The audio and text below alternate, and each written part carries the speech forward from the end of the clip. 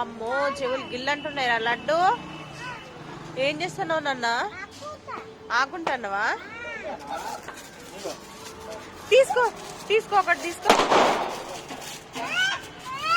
అయ్యయ్యో జాగ్రత్త. ఏమైంది వద్దా? వద్దా వద్దట పట్టుకోండి కొంచెం దూరం. లడ్డు